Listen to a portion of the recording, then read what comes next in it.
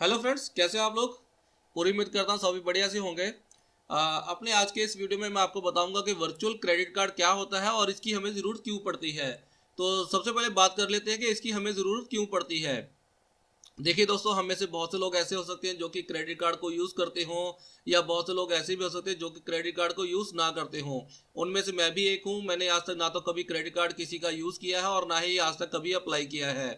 But जैसा कि आपको पता है कि आजकल बहुत सारी ऑनलाइन वेबसाइट्स हैं, ई कॉमर्स वेबसाइट्स हैं, जो कि बहुत सारे अट्रैक्टिव ऑफर्स लेके आती हैं ऑनलाइन शॉपिंग के लिए। और उनमें से बहुत सारे ऑफर्स ऐसे होते हैं जो कि हमें फिजिकल स्टोर में देखने को नहीं मिलते हैं। और दूसरा, उनमें से कुछ ऑफर्स ऐसे भी होते हैं जो कि सिर्फ हमें तभी मिल सकते हैं, या हम तभी अवेल कर सकते हैं जब वो पेमेंट जो है हम क्रेडिट कार्ड से करें। यानी कि बहुत सारे ऑफर्स ऐसे होते हैं जो कि हम तभी अवेल कर सकते हैं जब हम उसकी शॉपिंग जो है ऑनलाइन क्रेडिट कार्ड से करें, या उसकी पेमेंट जो है हम क्रेडिट कार्ड से करें। अब इसमें होता क्या है कि जिनके पास तो क्रेडिट कार्ड है वो तो इन ऑफर्स को अवेल कर लेते हैं, बट उनमें से भी बहुत से ऐसे लोग होते हैं जो कि ऑनलाइन अपनी जो क्रेडिट कार्ड की डिटेल है उसको देने से बचते हैं। वो ऐसा सोचते हैं कि अगर वो क्रेडिट कार्ड की डिटेल को ऑनलाइन देंगे तो कहीं ना कहीं उनका जो रिस्क है वो बढ़ जाता है, या वो सोचते हैं कि उनकी क्रेडिट कार्ड की जो इन्फॉर्मेशन है वो कहीं ना कहीं कॉम्प्रोमाइज हो सकती है। दूसरे वो लोग मेरी तरह जिनके पास क्रेडिट कार्ड नहीं है, वो तो फिर ये जो ऑनलाइन ऑफर्स है जो सिर्फ क्रेडिट कार्ड से ही हमें मिल सकते हैं वो हम अवेल कर ही नहीं सकते। तो उन्हीं चीज़ों को दूर करने के लिए, उन्हीं रिस्क को अवॉइड करने के लिए आजकल जितने भी बैंक या ऑलमोस्ट सभी बैंक जो है वर्चुअल क्रेडिट कार्ड की फैसिलिटी देते हैं अपने सभी क्लाइंट्स को। और ये यूज़ करना बहुत ही ईजी है। मैं बताऊंगा कि इसको आप कैसे यूज़ कर सकते हैं। आप ये वीडियो पूरा देखते रहें। अब मैं आपको इसके एडवांटेजेस बता देता हूँ कि ये वर्चुअल क्रेडिट कार्ड के हमें एडवांटेजेस क्या क्या मिलते हैं। इसका सबसे पहला बेनिफिट ये है कि ये जो वर्चुअल क्रेडिट कार्ड होते हैं ये वन टाइम यूजेस के साथ आते हैं, यानी आप इसको पार्शल यूज़ नहीं कर सकते। आपको ये एक बार ही यूज़ करना पड़ेगा, यानी एक बार जब आप शॉपिंग कर रहे हो तभी आप इसको वन टाइम यूज़ कर सकते हैं, और दूसरी शॉपिंग के लिए आपको दोबारा से वर्चुअल क्रेडिट कार्ड जनरेट करना पड़ेगा। जब भी आप वर्चुअल क्रेडिट कार्ड जनरेट करते हैं उसका जो नंबर आता है क्रेडिट कार्ड का वो हर बार यूनिक नंबर से डिस्प्ले होता है, जनरेट होता है। इसलिए जो आपका ये जो वर्चुअल क्रेडिट कार्ड है इसको आप सिर्फ वन टाइम यूज़ कर सकते हैं, इसको दो बार यूज़ नहीं कर सकते। दोबारा यूज़ करने के लिए आपको नया वर्चुअल क्रेडिट कार्ड जनरेट करना पड़ेगा। दूसरा, इसका सबसे बड़ा बेनिफिट ये है कि इसकी जो वैलिडिटी होती है वर्चुअल क्रेडिट कार्ड की वो सिर्फ 24 घंटे होती है। यानी आपको ये जो वर्चुअल क्रेडिट कार्ड है वो सिर्फ 24 घंटे के अंदर अंदर कंज्यूम करना होता है। तो आप इसको तभी जनरेट करें जब आप फाइनलाइज कर लें कि आपको कौन सा प्रोडक्ट किस वेबसाइट से बाय करना है। और इसको आप उतनी अमाउंट के लिए ही जनरेट करें जितनी अमाउंट की आपको फाइनल पे करनी है। तो अगर आपका मान लीजिए जितनी अमाउंट आपने पे करनी है उतनी के लिए अगर आप इसको क्रिएट करेंगे फिर तो उसमें कुछ बैलेंस बचेगा ही नहीं। और अगर मान लीजिए आपने 400 रुपये की शॉपिंग करनी थी बट आपने 500 रुपये क्रेडिट कार्ड जनरेट कर लिया वर्चुअल क्रेडिट कार्ड, तो जो 100 रुपये बैलेंस बच जाएगा यूज़ करने के बाद ऑटोमेटिकली वो आपके बैंक अकाउंट में क्रेडिट कर दिया जाएगा जिस बैंक अकाउंट से आपने वर्चुअल क्रेडिट कार्ड को जनरेट किया था। इसका थर्ड जो सबसे मेजर बेनिफिट है, इसी की वजह से ये जो वर्चुअल क्रेडिट कार्ड है ये आजकल इतने पॉपुलर हो रहे हैं। इसका जो थर्ड बेनिफिट है वो है कि आपको जब भी आप किसी मर्चेंट वेबसाइट पे यानी ऑनलाइन शॉपिंग वेबसाइट पे जब भी आप पेमेंट करते हैं तो आपको सिर्फ वर्चुअल क्रेडिट कार्ड का नंबर देना होता है जो कि हर बार एक यूनिक नंबर जनरेट करता है। इसका मतलब ये है कि जो आपका फिजिकल क्रेडिट कार्ड है उसका नंबर आपको कहीं भी मेंशन नहीं करना है उस वेबसाइट पे जहां से आप शॉपिंग कर रहे हैं। और इस तरह से आपका जो क्रेडिट कार्ड की इंफॉर्मेशन है वो ऑनलाइन एक्सपोज होने से बच जाती है। यही इसका सबसे बड़ा बेनिफिट है।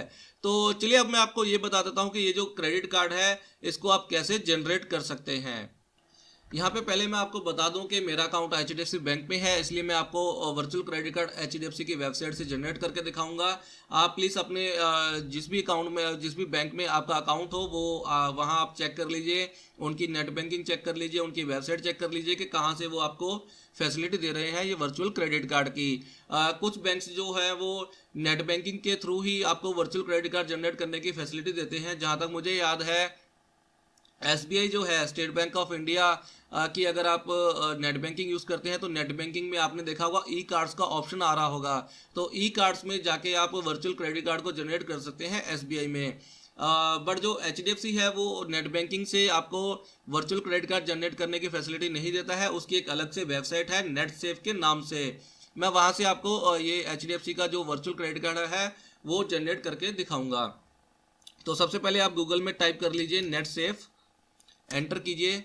ये जो पहली वेबसाइट आई है netsafe.hdfcbank.com, इसको ओपन कर लीजिए। बहुत ही सिंपल है। यहाँ पे पहले आप, अगर आप रजिस्टर नहीं है इस वेबसाइट पे, पहले आप अपने आप को रजिस्टर कर लीजिए। आप रजिस्टर करने के लिए अपना क्रेडिट कार्ड यूज़ कर सकते हैं या डेबिट कार्ड यूज़ कर सकते हैं। ये वन टाइम एक्टिविटी है, बार बार आपको नहीं करना पड़ेगा। जब आपका अकाउंट यहाँ पे क्रिएट हो जाएगा, जैसे आप नेट बैंकिंग यूज़ करते हैं वैसे ही आप इस वाली वेबसाइट को यूज़ कर सकते हैं। और एक टाइम में आप करीब करीब मिनिमम 3 या 5 पर डे के हिसाब से क्रेडिट कार्ड यानी वर्चुअल क्रेडिट कार्ड को जनरेट कर सकते हैं। तो रजिस्टर करने के लिए आपको बड़ा सिंपल स्टेप है। आपको अगर क्रेडिट कार्ड से ये यहाँ पे लॉगिन होना है तो आप क्रेडिट कार्ड की इन्फॉर्मेशन दे दीजिए, और अगर आपको डेबिट कार्ड से यहाँ पे रजिस्टर होना है तो आप डेबिट कार्ड की इन्फॉर्मेशन यहाँ पे दे दीजिए। क्योंकि मैं यहाँ पे ऑलरेडी रजिस्टर्ड हूँ तो मैं आपको अपना अकाउंट लॉगिन करके दिखाता हूँ, फिर वहाँ से आपको एक वर्चुअल क्रेडिट कार्ड जनरेट करके दिखाऊंगा। तो इसके लिए आप यहाँ पे क्लिक हियर, जहाँ पे लिखा है existing user click here login, यहाँ पे क्लिक करके इसको रजिस्टर कर लीजिए। यहाँ पे जो भी आपका लॉगिन आईडी हो या क्रेडिट कार्ड या डेबिट कार्ड का नंबर जिससे आपने अकाउंट बनाया है वो यहाँ पे डालिए और फिर पासवर्ड डालिए और आप लॉगिन हो जाएंगे। देखिए लॉगिन होने के बाद कुछ इस तरीके से पेज ओपन होगा। यहाँ पे ये आपको वर्चुअल क्रेडिट कार्ड जनरेट करने के लिए यहाँ पे ये ऑप्शन आ रहा है। यहाँ पे आपको लिमिट डालनी है कितनी अमाउंट का आपको वर्चुअल क्रेडिट कार्ड जनरेट करना है, और सिर्फ गो कर देना है तो आपका क्रेडिट कार्ड जनरेट हो जाएगा। जैसा कि मैंने आपको पहले बताया था कि यहाँ पे जो क्रेडिट कार्ड जनरेट होगा वो सिर्फ वन टाइम यूसेज के लिए होगा, इसलिए आप पहले फाइनलाइज कर लीजिए कि आपको कितनी अमाउंट का ये क्रेडिट कार्ड जनरेट करना है। क्योंकि अगर आप इसको ज़्यादा अमाउंट के लिए जनरेट कर लेंगे तो जितनी अमाउंट की आपने शॉपिंग करनी है उसके बाद इसमें बैलेंस बच जाएगा, उसको आप दोबारा यूज़ नहीं कर पाएंगे। इसलिए पहले आपने जहाँ से बाइंग करनी है, जिस वेबसाइट से बाइंग करनी है, वहाँ से ये चेक कर लीजिए उस प्रोडक्ट का जो फाइनल पेमेंट करना है आपने वो कितनी अमाउंट का करना है, उतनी ही अमाउंट का आप क्रेडिट कार्ड यहाँ पे जनरेट कीजिए। फॉर एग्जांपल मैं यहाँ पे 100 रुपये जनरेट कर लेता हूँ 100 रुपये से। तो यहाँ पे सिंपली मैं गो करूँगा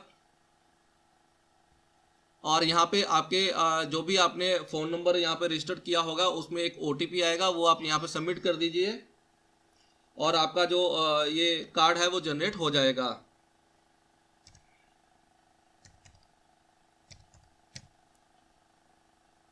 देखिए इस तरीके से ये क्रेडिट कार्ड जनरेट हो गया है। और यहाँ पे देखिए ये क्रेडिट कार्ड का जो नंबर आया है वो मेरे डेबिट कार्ड से बिल्कुल डिफरेंट है, यानी ये हर बार जितनी बार आप इसको जनरेट करेंगे ये बिल्कुल एक यूनिक नंबर देगा। यही नंबर आपको ऑनलाइन पेमेंट करते हुए देना पड़ेगा, ये CVV देना पड़ेगा।